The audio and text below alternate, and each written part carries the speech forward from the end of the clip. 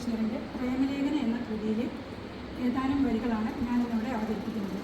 നിങ്ങൾക്ക് എല്ലാവർക്കും അറിയാവുന്ന ആ പ്രശസ്തമായ പ്രേമലേഖനം, അതുമായി ബന്ധപ്പെട്ട കാര്യമാണ്. ആ പ്രേമലേഖനം സാറാമ്മ എന്ന യുവതിക്ക് കേശവൻ നായർ കൊടുക്കുന്നു.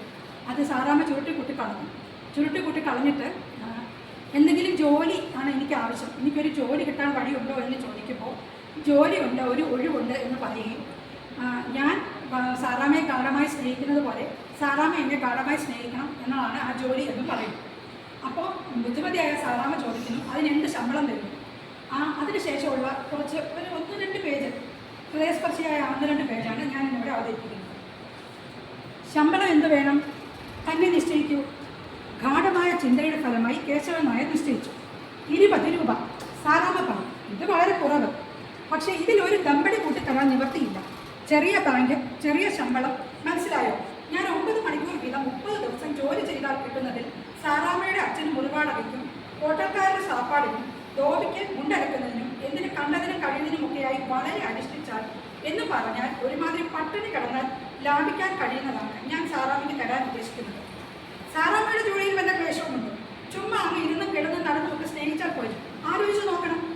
സാറാമ്മ പറഞ്ഞു ജോലി വളരെ കടുപ്പമുള്ളതാണ്. ഭവാൻ 24 മണിക്കൂറിൽ 9 മണിക്കൂർ മാത്രമേ ജോലിയുള്ളൂ. 15 മണിക്കൂറും തനി വിശ്രമമല്ലേ. എൻ്റെ ജോലിയോ 1 നിമിഷം പോലും വിശ്രമമുള്ളതല്ല. രാവും പകലും ഊണിനും ഉറക്കത്തിലും കേശവൻ നായരെ പറ്റി ഓർക്കണം. വേണ്ടേ? കേശവൻ നായർ കരയുമ്പോൾ ഞാനും കരയണം, ചിരിക്കുമ്പോൾ ഞാനും ചിരിക്കണം, ഉണ്ണുമ്പോൾ ഞാൻ ഉണ്ണാതിരിക്കണം, ഉറങ്ങുമ്പോൾ ഞാൻ ഉണർന്നിരുന്ന് കേശവൻ നായരെ സ്നേഹിക്കണം. വളരെ കൈപ്പുള്ള കഷായം കുടിച്ചതുപോലെ സാറാമ്മ കേശവൻ നായരിൽ എന്നിട്ട് ചോദിച്ചു, അപ്പോൾ എനിക്ക് തന്നിരിക്കുന്ന ജോലി സ്ഥിരമോ ടെമ്പററിയോ? കേശവൻ നായർ തീർത്ത് പറഞ്ഞു സ്ഥിരം, ശാശ്വതം, അനന്തം. സാറാമ്മയ്ക്ക് സമാധാനമായി. ഓ നല്ലത്. അപ്പോൾ ബഹുമാനപ്പെട്ട കേശവൻ നായർ ആയാലും എനിക്ക് ഈ ജോലി ഉണ്ടല്ലേ? അതായത് ഭവാൻ ചത്തുപോയാലും എനിക്ക് ഈ ജോലി ഉണ്ടല്ലേ? സംശയരഹിതമായി. ഞാൻ സുന്ദരമായി പരലോകം കൂടിയാലും എന്നെ സാറാമ്മ മധുര സുന്ദരമായി തന്നെ സ്നേഹിക്കണം. സാറാമ്മയ്ക്കൊരു സംശയം, താങ്കൾ മരിച്ചു മണ്ണടിഞ്ഞാൽ പിന്നെ ശമ്പളം ആടി തരും? കേശവൻ നായർ മിണ്ടിയില്ല. എന്ത് പറയാനാണ്? കേശവൻ നായരുടെ നിശബ്ദത സാറാമ്മയെ ചിരിപ്പിച്ചു. അവൾ പരിഹാസത്തോടെ പറഞ്ഞു തലയ്ക്കകത്ത് നിലാവെളിച്ചമാണെങ്കിലും ഈ ജോലിക്ക് ഇങ്ങനെ ഒരു കുഴപ്പമുണ്ട്. അവിടുത്തെ മരണശേഷം എനിക്ക് ശമ്പളം ആരാണ് തരുന്നത്? എന്താണ് പറയുക? കേശവൻ നായർ കഠിനമായി ചിന്തിച്ചു. ഒടുവിൽ ഒരു പോംവഴി തോന്നി. അയാൾ മന്ദഹസിച്ചു. നമുക്ക് മരണം ഒരുമിച്ചാക്കി കളഞ്ഞാലോ? അഹോ, സ്വാർത്ഥതയുടെ നഗ്ന പ്രകടനം. കേശവൻ നായർ മരിക്കുമ്പോൾ ഞാനും മരിച്ചു കൊള്ളണമല്ലേ? സാറാമ്മ എന്നെ പരിഹസിക്കുകയാണോ? ഒരിക്കലുമല്ല. കാര്യം പറയുന്നത് പരിഹാസമാണോ? ഓ, സ്ത്രീയല്ലേ, തല പൊട്ടി തുറന്നാലെ തലച്ചോറ് എവിടെ കാണാനാ? സ്ത്രീകളുടെ തലയ്ക്കകത്ത് വെറും നിലാവെളിച്ചം മാത്രമാണല്ലോ ഉള്ളത്. ക്ഷമിക്കണം സാറാമ്മ, എനിക്ക് സാറാമ്മയോളം വൃത്തിയും അറിവും സൗന്ദര്യവും ഒന്നുമില്ല. ഇപ്പോൾ പഞ്ചപാവമായി എന്നെയാണ് പരിഹസിക്കുന്നത്. ഞാനിൻ്റെ സാറാമ്മയെ ഒരിക്കലും പരിഹസിക്കുകയില്ല. ഓ, പരിഹസിച്ചോളൂ. എനിക്ക് ഈ നോവലിൽ ഏറ്റവും ഇഷ്ടപ്പെട്ട ഭാഗം ഇതാണ്. കാരണം എന്താണെന്ന് വെച്ച് കഴിഞ്ഞാൽ ഈ നോവലിൻ്റെ ആദ്യം സ്ത്രീകളുടെ തലയ്ക്കകത്ത് നിലാവെളിച്ചമാണെന്ന് പറയുന്നുണ്ട് കേശവൻ നായർ. അന്നേരം സാറാമ്മ ഊറിച്ചിരിക്കുന്നതല്ലാതെ മറുപടി ഒന്നും പറയുന്നില്ല. സ്ത്രീകൾക്ക് തലച്ചോറില്ല എന്നും പറയുന്നു.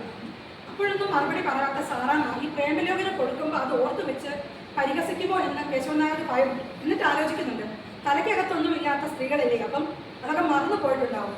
പക്ഷെ കൃത്യമായിട്ട് സാറാമ്മ അത് ആ അവസരം വിനിയോഗിച്ച് തിരിച്ചടിക്കുകയാണ്. സ്ത്രീകൾക്ക് തങ്ങളെ പരിഹസിക്കുന്നത് മനസ്സിലാക്കാനുള്ള ശേഷിയുണ്ടെന്നും അതിനെതിരെ പ്രതികരിക്കാനുള്ള കെൽപ്പുള്ളവരാണ് സ്ത്രീകളെന്നും ബഷീർ ഈ കൃതിയിലൂടെ സാറാമ്മ എന്ന കഥാപാത്രത്തിലൂടെ നമുക്ക് കാണിച്ചു തരികയാണ്. ഇതിനു മുമ്പ് നമ്മൾ ഇത്തരം ഒരു കാര്യം കണ്ടിട്ടുള്ളത് ഓ ചന്ദ്രമേനോന്റെ ഇന്ദുലേഖയാണ്. ഇന്ദുലേഖ ഉരുളയ്ക്ക് പേര് പോലെ മറുപടി കൊടുക്കുന്ന ഒരു കഥാപാത്രമാണ്. പക്ഷെ ഇന്ദുലേഖ ഒരു പണ്ഡിതയാണ്. പക്ഷെ ഇവിടെ നമ്മുടെ സാറാമ്മ ഒരു പണ്ഡിതയൊന്നുമല്ല, ഡിഗ്രി പോലും പൂർത്തിയാക്കിയിട്ടില്ലാത്ത ഒരു സ്ത്രീയാണ്. അതായത് സാധാരണ സ്ത്രീകൾക്കും തങ്ങളെ പരിഹസിക്കുന്നതും മനസ്സിലാക്കുന്നതും അതിനോട് പ്രതികരിക്കാനുള്ള ചിന്താശേഷി ഉണ്ടെന്നും ബഷീർ ഈ കൃതിയിലൂടെ നമുക്ക് കാണിച്ചു തരും. ഇത് മാത്രമല്ല, വളരെയധികം ദീർഘവീക്ഷണം ഉള്ള ആളാണ് സാറാമ്മ. പ്രേമിക്കണമെന്ന ജോലി വളരെ ലാഘവമായിട്ടാണ് ബഷീർ സാറാമ്മയെ ഏൽപ്പിക്കുന്നത്. അപ്പോൾ സാറാമ്മ ചോദിക്കുന്നുണ്ട്, താങ്കൾക്ക് 9 മണിക്കൂർ മാത്രമേ ജോലിയുള്ളൂ, എനിക്ക് 24 മണിക്കൂറുമാണ് താങ്കൾ ജോലി ഏൽപ്പിക്കുന്നത്. ഊണിനും ഉറക്കത്തിലും എനിക്ക് ഈ ജോലിയുണ്ട്. താങ്കൾ ഉറങ്ങുമ്പോഴും താങ്കളെ ഉണർത്തിരുന്ന് ഞാൻ ചിന്തിക്കണം, താങ്കൾ ഉണ്ണുമ്പോൾ ഉണ്ണാതിരിക്കണം, ഇങ്ങനെ എന്തെല്ലാമാണ് എനിക്കുള്ളത്. അതായത് വളരെ ആഴത്തിലുള്ള ചിന്താശേഷി ഉള്ളവരാണ് സ്ത്രീകൾ എന്ന് സാറാമ്മ എന്ന കഥാപാത്രത്തോടെ ബഷീർ നമ്മളെ അറിയിക്കുന്നു. സാറാമ്മ വളരെ ചിന്തിച്ച് മനസ്സിലാക്കി എത്രത്തോളമാണ് പ്രേമം എന്ന് പറയുന്ന ഒരു നിസ്സാര കാര്യമല്ലെന്നും അത് വളരെ ആഴമേറിയ കാര്യമാണെന്നും ഒക്കെ മനസ്സിലാക്കി അതിൻ്റെ എല്ലാ ആഫ്റ്റർ എഫക്ട്സും മനസ്സിലാക്കിയാണ് സാറാമ്മ പ്രേമിക്കണോ വേണ്ടയോ എന്നുള്ള കാര്യത്തിൽ തീരുമാനിക്കുന്നത്.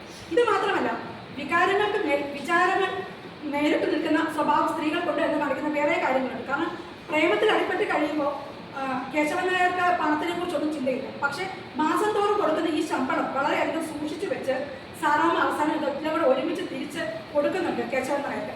അവിടെ വികാരം വെറും സ്ത്രീയെ ചാബല്യമേ എന്ന് വിളിക്കുന്ന സ്ത്രീ അത്ര ചപലയല്ലെന്നും ഏതൊരു സാഹചര്യത്തിൽ എങ്ങനെയാണ് പ്രവർത്തിക്കേണ്ടതെന്ന് കാണിച്ചു കൊടുക്കാൻ ശേഷിയുള്ള ആളുമാണെന്ന് ഇതിലൂടെ നമുക്ക് മനസ്സിലാക്കാൻ കഴിയും. വളരെയധികം ഔന്നിത്യമുള്ള ഒരു സ്ത്രീയായിട്ട് സാറാമ്മയെ ചിത്രീകരിച്ച് സ്ത്രീകളുടെ ഔന്നിത്യമാണ് ബഷീർ ഈ കൃതിയിലൂടെ കാണിക്കുന്നത്. ഈ ഭാഗം എന്നെ വളരെയധികം ഹൃദയസ്പർശിയായിട്ട് തോന്നിയൊരു ഭാഗമാണ്. നമസ്കാരം.